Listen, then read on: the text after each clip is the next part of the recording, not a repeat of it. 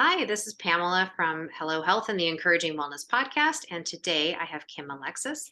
Kim is an amazing, recognized face in modeling over many, many years. She's graced the cover of over 500 magazines, including Glamour, Cosmopolitan, Harper's Bazaar, Vogue, and six Sports Illustrated swimsuit issues. 1980s supermodel and advocate for clean living. Kim was the fashion correspondent on Good Morning America and hosted shows Ticket to Adventure, the Great American Healthy Kids Quiz, Your Mind and Body, and more.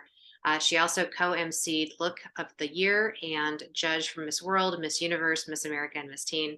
Kim has also starred in numerous commercials, including Sauve, Revlon, and CoverGirl, promoting some of the most famous products. More than just a model, Kim parlayed her good looks and passion to help others. She's broadened her brand to encourage people to stay healthy and active as they age with clean lifestyle and health and beauty tips. She's learned healthy boundaries and staying true to herself and became a passionate Christian. She's also written many books, both fiction and nonfiction, but mostly known for her clean eating ebooks available for purchase on Amazon. Kim, thank you so much for being here. Thank you for the nice intro. It's a mouthful. Yeah. So, obviously you've had an incredible journey in life, and tell us a little bit about, and obviously what we consider to be healthy in the 80s is not at all healthy today, and what's kind of taken you on your health and wellness journey. Well, when I was young and before modeling was ever in my radar, I thought I wanted to be a pharmacist. So I must have had this cause and effect and this whole thing about what certain products do to you. And probably in pharmacy school, which I was registered in before I decided to go to New York, I would have learned that I love the natural approach. So it's wired in my DNA to search and research and discover new things. And what does this do to you? And what does that do to you? And being in the modeling business, which is marketing, over the years, you learned that many of the products, most products we buy in any category, talk about what they do for you, how they make your life easier, how something can be quicker, how you can be thinner, whatever it is. But they don't say what it does to your health. So I started diving deep. Well, that might freshen my room, but what does it do to my hormones? So I just really started diving. And in the 80s, we didn't have information like this. I remember living in Westchester with two young children, working in the city, and having to drive 45 minutes to an hour up to Connecticut to a health food store because there was nothing around where I was. So this was actually in like the early 90s. So we have just, I think, evolved, and we're becoming much more aware. And that's my mission, is to help people. And when I'm on Instagram, I'm like, you might not have known this, but how about this? And people like sometimes get mad because they don't want to change whatever it was. Like, I was doing just fine not knowing about how dirty that product was or whatever it is, but at least So we have to all make decisions, and let's make healthy ones instead of not healthy. Yeah, what are some of the easier ones you found? Obviously it's better to stay away from chemically derived processed food, but what are some of the things that you find are easier for people to make a change on?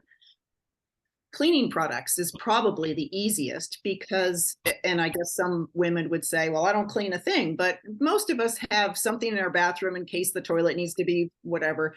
So there are just healthier alternatives. I even looked up the other day 8 different alternatives to bleach, whether it's lemon juice or vinegar or baking soda or hydrogen peroxide. And so depending on what the job is, there are some fairly basic things you can do, or even companies that are totally clean and pure. And if you rely on some of these really good, clean companies, you can buy any of their products and trust that you're getting something non-toxic and still does the job. Yeah, no, that's a great idea. So in cleaning supplies, even, clean toilets, clean the bathtub, I mean, all of it, huh? Yeah. Well, everything, let's say you touch something on your hands, that's going to go into your system. I remember like the little Clorox wipes or the bleach, you're cleaning away. And then I'm like smelling, I'm like, oh, that smells like bleach. And so if I have too much of that in my system, I know it knocks down my immune system. I can feel it. So, I mean, I don't know if I'm just in tune or just a little off, but that's what I choose to do, is try and stay away from things that leach into my skin. Yeah, no, it's a great idea. And what about food choices? There's so many different diets and so many different things that people are trying and not trying. Do you find that you've got a preferred way of eating? Well, I think that, and I wrote an ebook on this called Dieting Lessons. And some guy yelled at me after, he's like, "You didn't tell me what to do." And I said, the whole point of the book is there's vast different diets, and some work for some people and some don't for others. I was this just there to talk to you about what I went through and all the different things I tried and what's the good and what's the bad in each one. So some people do really well on high protein, others have to be vegetarian or vegan, and you just have to kind of go through each thing and figure out what works for you. Sometimes I'll eat something, I'm like, I did not feel good after that. You're ready to take a nap and you just feel sluggish. And I mean, it might be something as simple as yogurt, plain yogurt, organic plain yogurt, but it's still dairy. So for me, I love yogurt, and I have to remind myself, you know what, sometimes I just want to take a nap after that. So dairy makes So you tired. sometimes, and my sister stays away from dairy and my mother stays away from dairy. Mm. So sometimes it helps to talk to siblings and parents, and there's history sometimes, like scrambled eggs. Sometimes I get a little bit of a headache, and none of my family really likes egg. I mean, we love eggs, but we don't do well with them. So it's a matter of really listening to your body, and the simpler I think you can stay of just eating a whole food here, and not mixing like 20 different things in a recipe. How are you going to figure out what bothers you from that? So to me, it's a simple way of eating. I try to get a salad in every day. I buy the big, huge bin filled with spring mix and plunk all that in my bowl and just add different things to it. So um, that's a staple in my house. And whole fruits, and I don't really eat canned fruit. I don't drink juice. I just did a video on juice, and people got mad. They're like, "What do you mean there's sugar in that orange juice?" I'm like, "Well, it's like eating 5 oranges. You'd never sit down and eat 5 oranges. So you're slugging that juice down in 10 seconds, and you're getting less fiber, so that sugar goes through your system quicker." Yeah, that's true. What about salad dressing? You talk about salad. Do you have any salad dressings that you think are better, cleaner Oh, than others, you know? I'm one of those people. You can only do so many things, and I would love to make all my own salad dressing, and I do sometimes, where I put tahini, lemon juice, and sometimes I live in Arizona, so sometimes we've got oranges on the back tree or lemons or whatever. So I'll squeeze some of that in. But other times I don't have time, so I've got to rely on one or two dressings that I think are healthier. There is an app on your phone where you can scan the barcodes to see how good or bad something is. But sometimes if you're in the grocery store, you just got to take the best you can take. I'm also a big believer in cold pressed oils. So if you're having something raw, you want to have the cold, for a salad, you want a cold pressed oil. So it's just better for you. You don't want to ever heat that. And I never knew. Nobody ever told me. I thought, oh, well, I'm just buying cold pressed because it's pure or clean or whatever. No, and then I would heat it up, and it has a very low smoke point, and it was not good for me. So we just have to be educated. It's just a matter of listening and learning. And I'm sure you have a lot of great people on, and the more you interview, the more you learn or ask questions. And Yeah, it's been a very interesting journey for sure. And we usually try and have doctors on, but when I met you and fellow hockey mom and health and wellness and everything else, I was like, oh, this would be great. So it'd be a lot of fun. Talk to me about water. Water is a huge part of who we are as people and what we drink and we don't drink. And we had someone on the other day that was very passionate about, certain types of filtering or not filtering. And, if you have any opinions on this, that'd be great. well, I am a reverse osmosis girl, and I have one in my kitchen.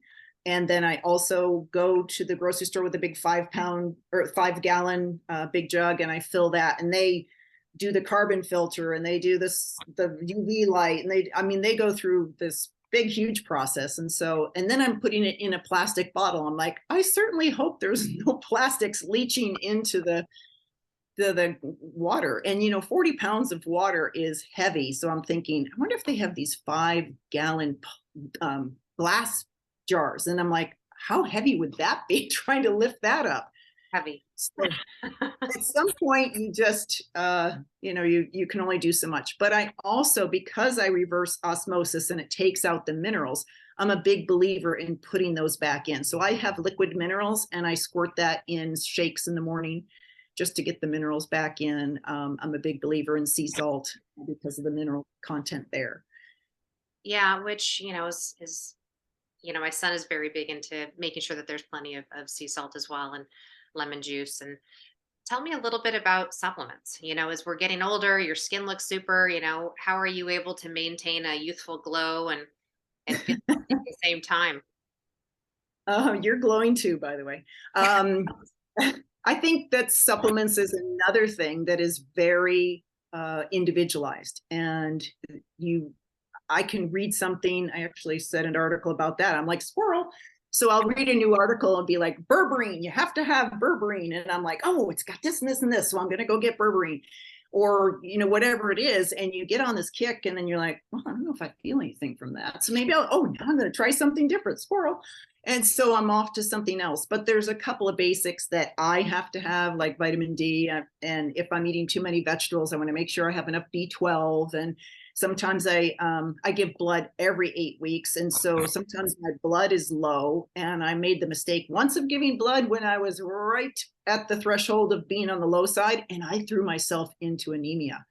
And so I can't do that again. So I have to make sure I've got enough iron in my system, which are those little mineral drops help, and spinach helps. And so it's just, I don't want people to be overwhelmed and think there's too much information. I'll never be like that. I can't do it. But we just have to keep every day chipping away and learning new things. And some will apply to people and others will be like, no, that's not for me. Yeah, no, that's a great idea. And what are some of your favorite books on health and wellness? Obviously, you've written quite a few. So, some of your favorite topics or some of the favorite things that you have around what people really love. I have lately just been reading online. So I go and search, and a newsletter could tickle me on a certain subject. I had one the other day on farmers markets, and I'm going to do a video on it, but that some of these farmers markets are cheating. They're literally going to wherever the grocery store goes for produce. They're getting the leftovers from the grocery stores and then coming in and presenting it as, oh, this is farm raised and fresh off the farm. So then I went down a rabbit hole with that of just studying and learning, and because I'm trying to write content, right? So there are so many different things to learn, and I am just constantly, I love Google. I'm just Googling all the time, different subjects and different things, and one thing will take you to another thing, which will take you to another. So you could tell me if there's any good books, because I love it. I just love learning and reading. And Yeah, what's really impactful, I think, is making sure that you have access to testing your body for the presence of any infection or any nutritional deficiencies, or and then obviously I've been doing quite a bit of research into good food testing, because there's lots of discussion around, well, that's not a good food test, that's not real, the scratch test, the blood test, the urine test. And for so, allergies, yeah, scratch tests for allergies. yeah, Okay, yeah, I know that can get so confusing too, but sometimes at least you get an idea. yeah. Or because I did the skin test and it came up eggs, it popped up, and I'm like, see, I have a headache after eggs, so maybe I don't want to eat those. Yeah. And when you're thinking about exercise at the different stages, what do you find that you really enjoy and see impact and feel good, now versus maybe 10 years ago? Or what do you kind of feel like is, and I would imagine at different stages, there's different types of exercise or different types of stretching or strength training or. Are you saying I've had a lot of stages in my life? Yeah. So for me, I grew up swimming, and I was a competitive swimmer from the age of 6 to 18. And I swam up to 5.5 hours a day. So I had this already regimented process in my brain of take time out. This is important. But as I went to New York City, there weren't a lot of pools in New York City, and I was working morning, noon, night. But I realized that if I didn't do something, I didn't feel good mentally. Like it just helped me kind of unload and center and get back to being grounded. And so I picked up running, and I used to look in high school watching the runners go by, and I'd be like, oh my gosh, she ran 2 miles. Like, wow, that's amazing. The long distance runners. And then now I've run 8 marathons. So it's all just a matter of what you kind of get your mind into. My first marathon, I decided to run the night before. A friend was running, he'd come in town, and so I'm like, well, I think I'm going to run it with you. I don't think I'd run more than 10 miles. I was 23, 24 years old. Maybe he'd run 10 miles before. And I finished it in 4 hours and like 26 minutes with him. That's unreal, by the way. So I guess Did it I must. hurt? Was you sore when you were all done? Well, when I was done, I think after you run marathons, you have trouble going downstairs with your calves. Yeah. Yeah. It's down almost more than up. Okay. Yeah. So, but it started me on a journey, and then I started running marathons and running a lot because I loved I'd create and I'd think of things when I was out running. And if I went running in Sweden once. I was working with Good Morning America, and I literally got lost in the forest because there was snow, and the sun really wasn't giving me much direction. It was really cloudy, and I'm like, I do not know north, south, east, or west. And I was like stuck in this woods outside Stockholm, and I'm like, oh my goodness. But at least, I got out when I was traveling in different countries, and it was a way to see things and experience stuff on the ground, kind of just a different way of seeing stuff. Which I have loved over the years running for that reason too, because it just allows you just to let your mind do its thing, which I suppose goes into meditation. So do you do much in terms of meditation, or is this kind of your meditative state as you're exercising? I'm a prayer girl. So, and I have a feeling I almost do the squirrel thing with that too. I get the mental chatter and I can't stay with it long.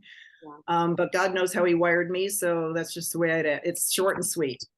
Mm-hmm. But I also can't run anymore. So I have lost that joy, and I've had to find other alternative exercises. So I've taken up pickleball.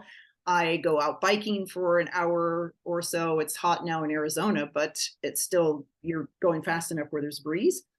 And if I go to the gym, I love the gym. I just could stay in the gym, and I'm one of those that doesn't know I'm tired. So I'll just keep going. And then I come home, I'm like, really wiped out. And then the next day can't do much. So I've had to learn to pace myself. And so I'll go with my husband, or I'll go and just know, okay, 30 minutes, 45 minutes or whatever, that's good, but I'm one of those go like the rabbit, and then wear myself out. So when you go to the gym, are you doing more cardio, more muscle stretching? What do you kind of like to do? I do both, but I lift dumbbells. I love hanging out with the guys, and I'll go on a bench and get like 22.5-pound dumbbells and do a bunch of things on the bench. And it's funny, I could almost be by myself, and by the time I'm done, there's all these guys around. Because I had 3 sons. So I'm like, oh, I just love this as a mother of boys, to be hanging out with big muscly guys doing their thing. And I just get right in there with them, and I'm not intimidated, and really enjoy a different bench routine for a while. And if those are busy, then I can, because I've been in the gym so long and had so many different trainers over the years, I can make any machine work, or then just go on a different bike or a rower. I love the rowing machine. Yeah, that is really good. And it's not too hard on the joints too.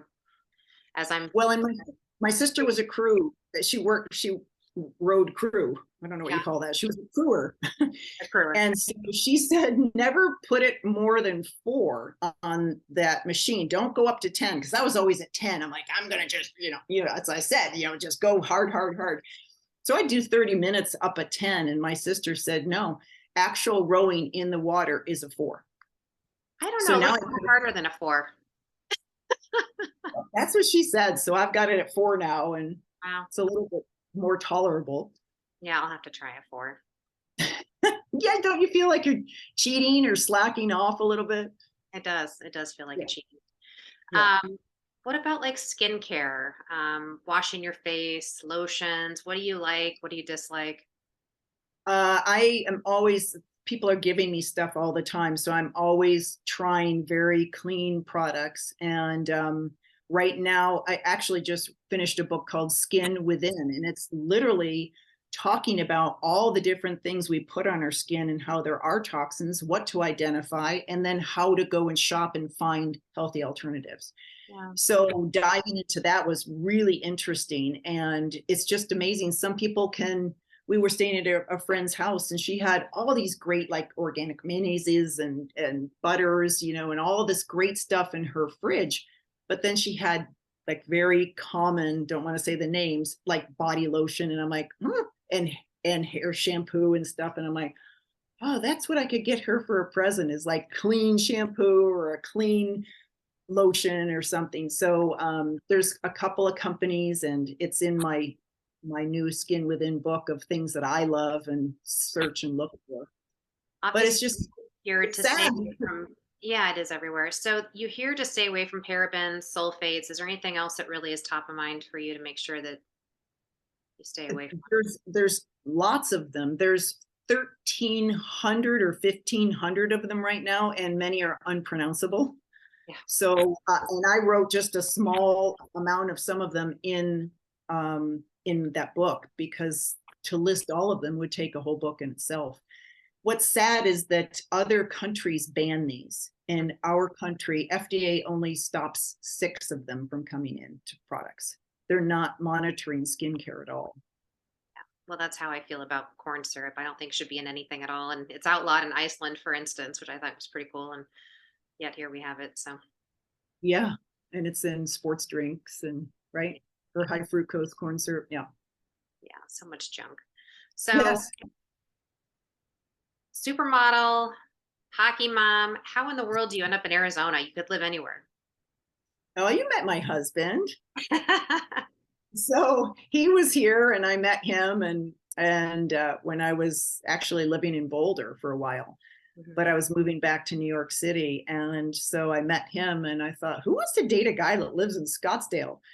Oh, well, I did. And I ended up marrying him. And so here's where I live now and actually love it. I never thought that I would love the desert and love um, the almost the beauty of the starkness. And it's just different, but absolutely love it. It's a very easy place to live. Yes, it really is. Anything else that I'm not asking about? What about thyroid? I mean, that's a huge thing that many of my friends are talking about now, and most of them either have one that's too low, too high. I mean, it seems to be a problem with just about everybody.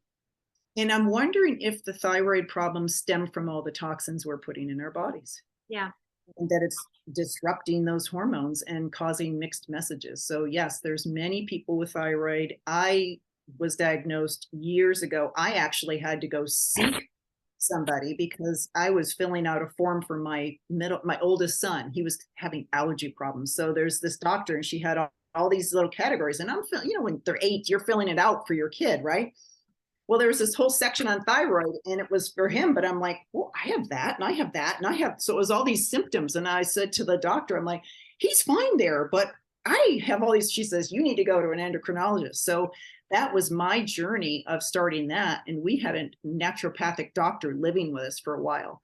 Mm. And so he was trying to help me. So this book I wrote on my thyroid journey was all about how I would get on thyroid and then try and wean myself off of it, or have my body get used to my own thyroid getting stronger. And if I keep taking medicine, then my own thyroid stays weak. And so the thyroid medicine is literally just replacing that hormone that we don't seem to have or have too much of. Mine is hypo, which means I was sluggish. Mhm. So I Your couldn't figure out why. that was needed to stay on the medicine because there wasn't have you ever found a natural alternative to, I mean, probably not, but I have been on and off it 4 times. I'm back on it and I've just given up the fight. yeah. It's just very difficult. And I feel good, and to go through months of not feeling good to try and get to good. And yeah, life's too busy right now. So I just figured take the little darn pill. Yeah. Hormones. Any words of wisdom on hormones? wins, losses, anything that you found naturally that helps? I wish that I could give you. I've just started listening to a new herbalist that has been around forever, but to me, she's new to me. And her talk on what's going on with the HRT, the hormone replacement therapy, she wasn't big on that. I know she's not big on the pill, and the pill can cause problems even with your children down the line. And I'm like, whoa, whoa. Scary. You can be a child of your mother that took the pill, and then now you're having problems.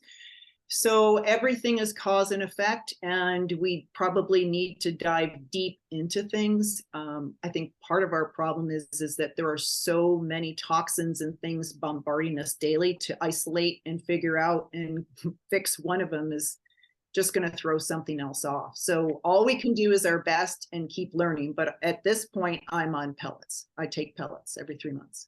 Okay. Yeah. And the doctors I've been talking to say that many of the herbs that help with inflammation also help with perimenopause and menopause. And so that's kind of an interesting place where I've been spending a lot of time doing a lot of research as well. So, Yeah, that would be interesting to put our heads together with that. yeah, frankincense was one that keeps coming up. So that's kind of a fun one. Yeah. So how do you take it, orally or Yeah. topically? Yeah. Just a couple of drops. And it's also an antibacterial, antiviral, anti-inflammatory. So kind of interesting. Yeah. Reason Yep. it made it into the Bible, I suppose. I don't know. Yeah, it was one of his free gifts, Yeah. right?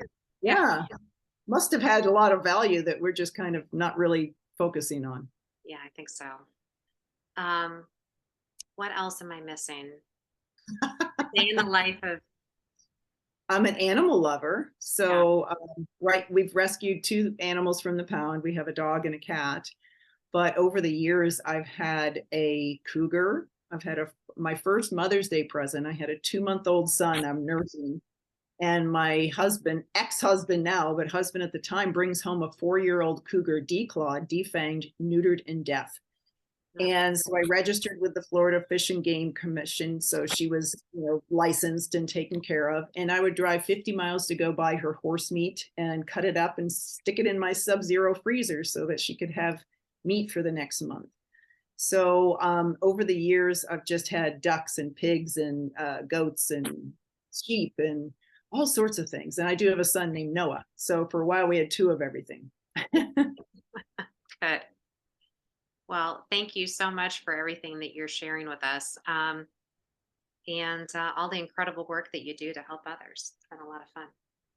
Yeah. I've started a jail ministry also for women coming out of jail. So trying to teach them healthy boundaries along with nutrition and how to go shopping and relationships and stuff. So we're developing a 4-part series, I guess, and do it once a week.